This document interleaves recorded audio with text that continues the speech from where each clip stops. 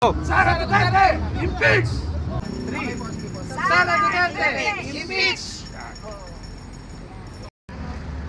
Alam mo na po yung magsisimula yung Kaano ka? bunyog po. Pagkakaisa, Kayo po. marami. Makikidal po. Sana marami. Sila magsasalita. Yung mga BBM vloggers tsaka mga kabunyog po natin, nandiyan po sa harapan Sana natin. maraming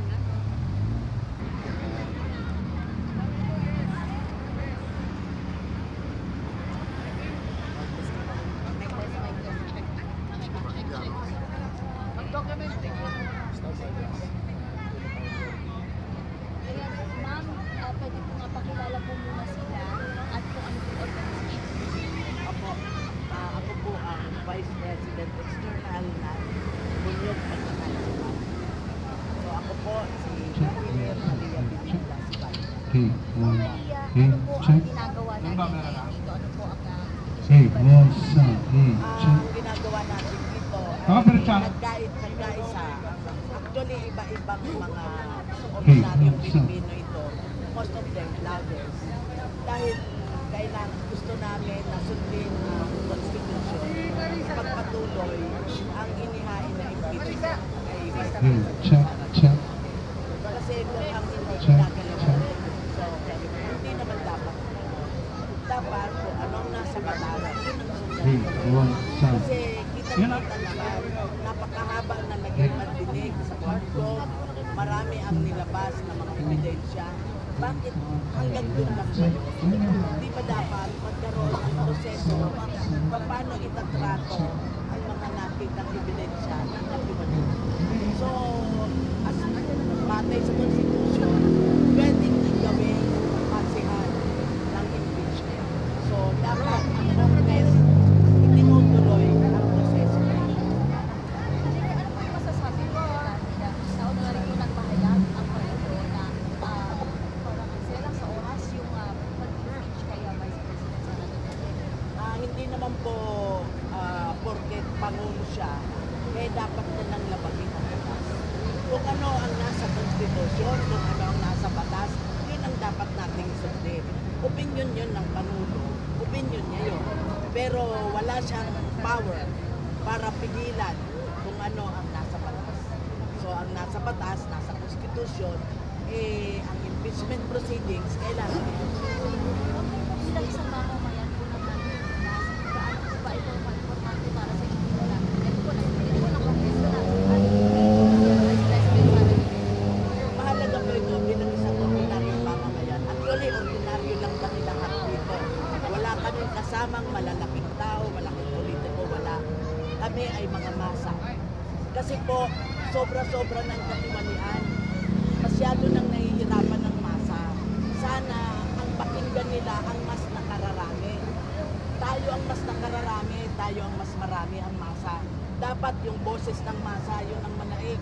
Hindi yung boses ng kung sinong mga organisado na magsasalita. Ano ang boses ng nakararami? Yun ang dapat pakinggan. Sobra-sobra na po ang katiwalian. Sobra na ang nawawalang mga pera. Dapat maging accountable sila. For the record lang po, paano po ito nakaka-apekto sa mga mamamayan? Nakaka-apekto po kasi unang-una, kulang na kulang ang social services ng gobyerno. Katulad sa mga nagkakasakit. Katulad ng husband ko, naging cancer patient. Lahat ng gastos namin from the pocket, wala man lamang kaming naa-avail na galing man lamang sa gobyerno, sa mga binayad naming taxes, wala man lang kaming naa-avail na serbisyo na sana na ipoprovide ng gobyerno imbes na ninanakaw ang pera. How much more? Kami kahit papaano, dahil retired government employee ako, kahit papaano may pension ako. Paano yung mga iba na walang nakatapera? Paano sila magpapagawa kung walang libreng gamutan? Yun ang dapat na inuulang ng gobyerno. Hindi yung mga confidential fund, hindi naman na-account yan. Saan napupunta yan? Ano yung face-to-face with Vice President Sara Duterte? At sasabihin ko po sa kanya, sana gawin niya yung nararapat para sa mga Pilipino. Talagang magsilbi siya, maawa siya sa mga tao. Kasi nanay naman siya. Alam niya kung ano ang pangangailangan ng isang pamilya. Sana gawin niya yung ano ang nababagay para sa bilang isang ina. Paano mo ba inaalagaan ang pamilya? Sana ganun din niya tratuhin ang mga Pilipino. Sana po. Maraming salamat. Opo.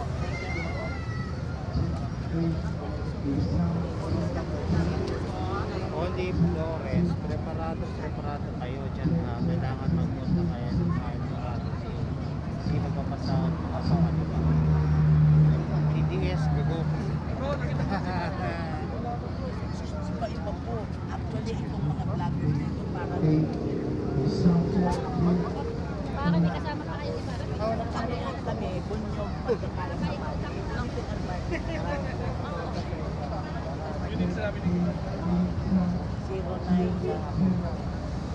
Is Bunyog Party. Walang iba kundi si Angelo D. David Angelo D. David D'Angelo. Saglit po. Magkabaliktad yung ating ano. David D. D'Angelo. Angelo. Yan. Nandito na pala sa tabi ko. Uwi na ako, mali yung pangalan. Grabe itong rally na to, no? Wait, kumain na ba kayo? Oo, ako hindi pa rin kumakain, nagambag pa ako. Tapos walang pagkain, nahihirap. Nahihirap yung nagrarally dito. No, walang pagkain. Pero alam niyo po mga kababayan, unang-una mga kalikasang hapon po sa inyong lahat. Pagbati sa iba't ibang sektor, sa Bunyog, party list ang ating partido sa Senado. Ang Magdalo, nakasama ko yan nung nilalabanan ang tiwaling gobyerno ni Gloria Macapagal Arroyo. Para ngayon, nilalabanan din natin ang tiwaling nakaupo sa pwesto. Si David D'Angelo po, lagi palang DepEd Secretary. Si Sara Duterte ang panawagan ko na resign. Bakit? Bakit mo ilalagay sa DepEd? Wala namang alam. Diba? Ang gusto pa dapat, national security at diba? Isa nga yung threat sa national security. Out of place. Alam niyo mga kababayan, sasabihin nila, bakit si Sara Duterte lang ang iniimbestiga? Ang problema, may nagsabi na naagawan ng hopya. Ang sabi ng naagawan ng hopya, bakit dapat daw may courtesy ang Kongreso sa Vice President?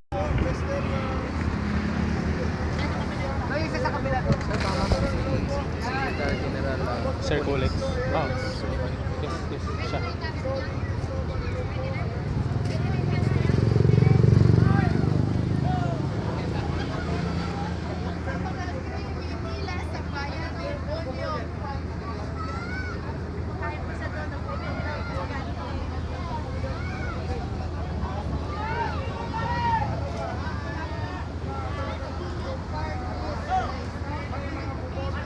Oops.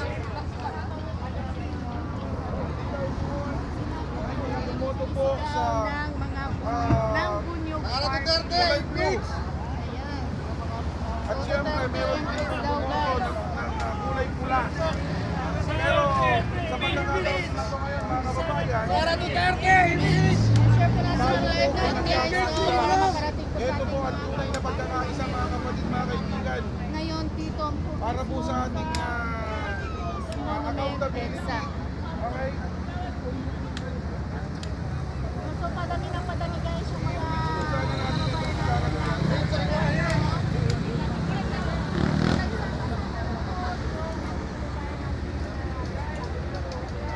Ito ka, ano, truck driver, shoutout po. doon banda sa kabila. Ayan, no, yung mga tangahanga po ni Sara Duterte, welcome po kayo dyan sa comment section. Huwag lang po kayo magmura. Yung mga ulitin niyo po, yung mga tangahanga, yung mga patitanga. Yung mali ng marami. So hindi kami nakikipaglaban ng bilang. Ang mahalaga dito, kami ay nasa tama. No? Yung pinaglalaban namin dito, hindi po kami nakikipaglaban ng bilang. Kasi usually, kapag nasa tama tayo, kukunti ang sumasama. Tama. Kung alin ang mali, doon mas marami. Ang laban dito, kami naninindigan kung ano ang tama, kung ano ang dapat gawin. Kaya po yung mga congressman, nagpagod kayo sa Quadcom, nag-ubos kayo ng pera ng bayan. Ang tanawagan ngayon, kailangan ng kasunod na step, impeachment, pirmahan nyo. Kasi kung hindi nyo pirmahan, ibalik nyo ang pera ng bayan na ginastos nyo sa investigasyon sa Quadcom. Ito ang tama, marami o konti, maninindigan po kami para sa tama, at yung mga kababayan nating Pilipino, kung pabor po kayo sa tama, pabor kayo sa bukas, pabor kayo sa magandang kinabukasan ng bansang ito, ang sagot po, i-impeach si Sara Duterte. Yun lang po. Sara Duterte! Impeach! Sara Duterte! Impeach! Sara Duterte! Impeach!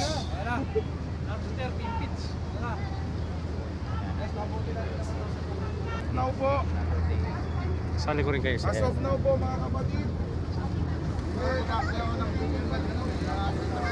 Mary Grace Piatos. konti dito. Pag tama, usually konti. Walang masamang panindigan para sa tama. Pag tawanan man tayo, tanawin man na sabihin nila, hindi nakakahiyang tama yung pinaglalaban, di ba? tayo, hindi sa mitsunuran. Pagod na kami, pagod na kaming minumura. Pagod na yung mga kabataan namin, nagmumura na rin. Pagod na kami. Pagod na rin kami sa grandstanding ng mga congressman. Grandstanding, puro mapogi. Pagdating ng pirmahan, wala na. Sayang ang pera. Ay, mamahagi na lang sa atin lahat, sa lahat ng Pilipino. Okay ba eh? Sinayang nila, diba? Ilang araw na ganun. Ang magkano ang budget? Kada isang araw na hearing sa Quadcom. Milyon. Tapos ngayon, sasabihin ni Congressman Abante, parang hindi ko na feel. May ganun ba? Tama ba yun? Hindi mo biglang feel? Silang sa piling na. Kaya Congressman Abante, kung ikaw ay mayroong kung ano man, di ba? Panindigan ka. Di ba? Pangunahan mo yung impeachment. Ganun lang naman yun eh. Di ba?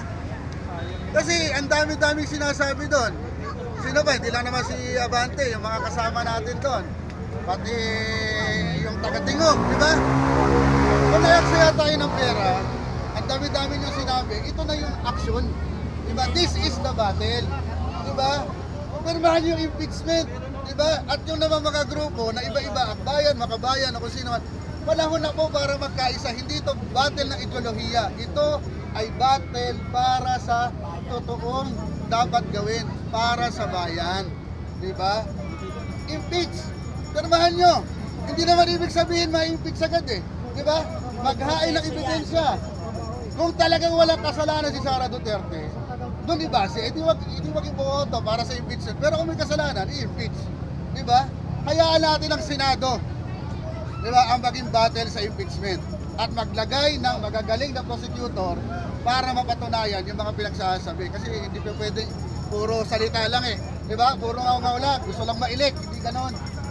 Gumawa ng pagkilos. Di ba? Para hindi sayang ang pera nating lahat na binabayad sa kada hearing nila. Kasi pera natin yun eh. Di ba mga kababayan? Pera natin yun. Pinangkakain nila, pinanghuhopya. Di ba? Nasabi ng isang tumatakbo senador ay inagawan daw siya ng hopya. Aagawan ka talaga ng hopya kasi wala ang kwenta.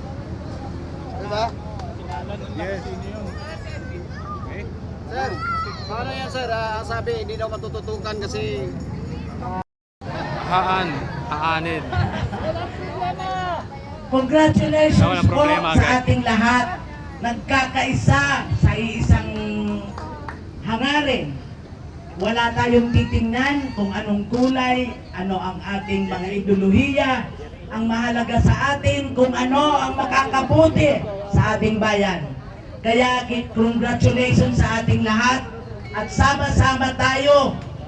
Ituloy natin na manindigan para sa tama. Ang mga vloggers na iba-iba ang kanilang sinuportahan nung nakaraang eleksyon at ang bunyog pagkakaisa party ay may iisang layunin. Gusto natin na ituloy, iproseso ng Kongreso ang inihain na impeachment laban kay Vice President Sara Duterte. ito po ang ating adhikain ngayon kasi sobra na.